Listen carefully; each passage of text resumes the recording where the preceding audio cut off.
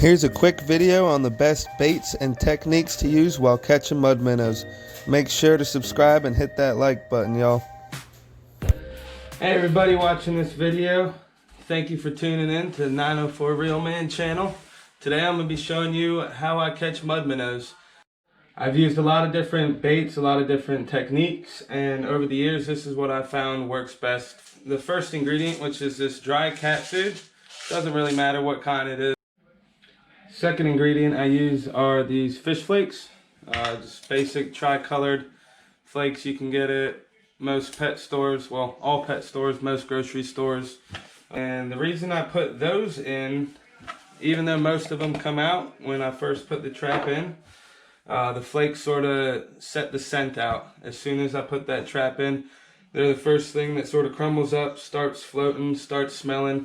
So if there's any bait fish or mud minnows in the area, that's probably the first thing they're going to smell, and that'll be the first thing they get to taste as it crumbles up and comes out of the bait trap. Thirdly is bird suet nuggets. It's kind of a funny word, but these guys work real well, and I always make sure to put a good amount of these in. The reason I use this is because they sort of crumble apart, as you can see, and when they get in the water they mush up sort of like a mud and sort of keep everything all combined together. So we put those in, mix that all around. I've actually put a little bit of water in the bottom of this bowl just to get it soaking just enough so that we can squeeze it together and ball it up. The net here that I'll be using is, I think this had garlic in it or something. I think garlic or onions. Anyway, it just came from a grocery store. It's your basic plastic, like fruit or vegetable netting. I've also used socks, certain types of cloth, anything that's gonna have holes, but not so big that they let all this chum and bait go floating out with the current. So a couple different things can work with this, but this is always lying around the house somewhere, so I usually have this as my go-to. As you can see, that bird suet sort of stuck everything together in this nice ball, and it's going to stay together real well. At the same time, letting out just enough scent and just enough chum to get the fish going. So we got our chum all balled up, ready to go, looking good. And always make sure you put a weight in. A lot of times when I first started off fishing and getting my own mud minnows, I wouldn't put a weight into the bait, and then it would end up floating to the top of the trap, and all the bait would just get eaten out from the top side of the trap. Ball this up nice and tight. And there is the best mud minnow bait that I got. So we're going to take that out, put that in the trap, let it sit for a while, and see how that works.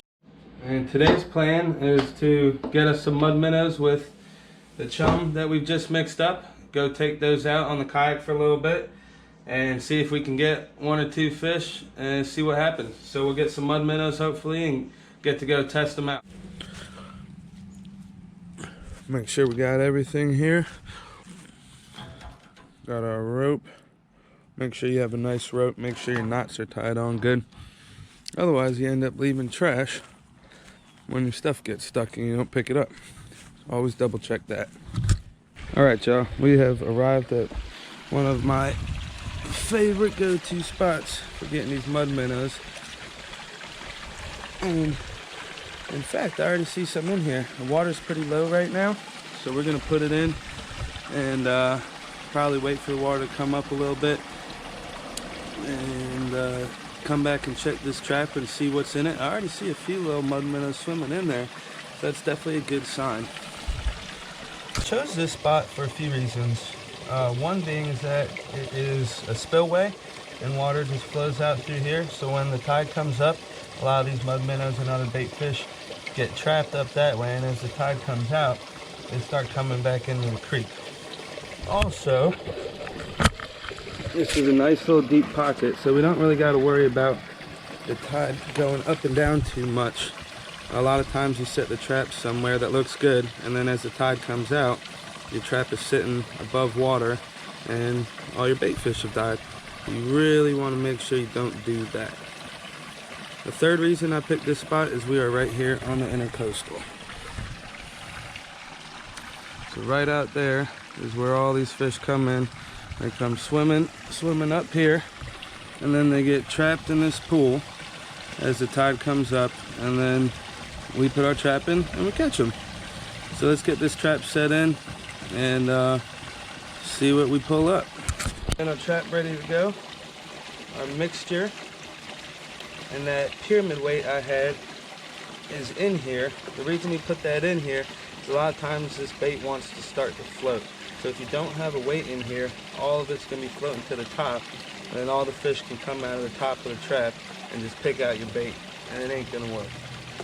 This guy locked up. Make sure my bait's nice and set in the middle. Make sure that's all tied up and good to go. All of our lines are tied securely, so we're not leaving traps stuck or things floating away. And when I put this guy in, you want to pay attention to which way you point these mouths. So I know water is flowing from that pipe out down this little stream here and out the intercoastal. You want to match the current so that the fish hopefully just naturally swim in, going through the other side, but get stuck in the middle.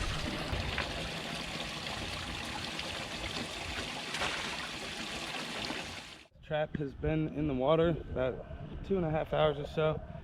So we put it in at the end of a falling tide, and now that water's starting to come back up. So we got a full little switch in there, and we're gonna ride back down, see what we got. Come on, mud minnows, come on. Mud minnows. Come on, mud minnows. So I still see some mud minnows swimming around here. We got our bait floating around the water. Let's see what we got here. Come on, mud minnows. And we got us some minnows. Looks like well, maybe 20-30 minnows in there or something. A couple small ones. You always get a couple small ones doing this, and usually let those guys go. But let's pick through them and count what we got and see how we do. There we go. Made it down to the water, and it's time to use those mud minnows. Had to make this little contraption to drag the kayak down, but it worked. A little foldable cart. Get fishing by any means necessary. And let's see where it happens. This is what I'm using out here. Going with a little bobber. I think it's from one of those DOA combos, but we're just using the bobber. Pretty shallow water still, so I got about 1.5 1.25 foot leader line, and that's gonna be 15-pound test. And at the end of it, we're using this 1/4 ounce jig hook and our mud minnows we got. Hooking these guys right through the head, up through the top, not too much through the head, so you don't hit their brain, and they should be good to go. Mud minnow out there, finally getting tapped on. Maybe it's a flatty. Let them have it for a minute. Oh yeah, we're fish on. Come on, buddy. Got us those mud minnows, and we got us the first fish right here. Just coming out for a short trip to show you that these mud minnows definitely work. And yeah, we got the flounder. All right. Been out here maybe 5-10 minutes or so. This is probably my 6th or 7th cast, and just what I was hoping for, a little flounder, probably a little 10-incher. There he is on one of those mud minnows. We'll get this guy back in and get us another one. Thanks for watching this video, everybody. I hope you found it informative and helpful. I know you can usually buy bait at your local bait store, but I prefer to go get it. And something about going and catching your own live bait and then taking it out and going and getting a couple fish with it, it feels a lot better. Also, if you have kids, it's a good activity, takes up some more time and teaches them a few things while you're out there fishing. So thanks again for watching the video. Make sure to check out the page, hit the thumbs up button, and hit that subscribe button.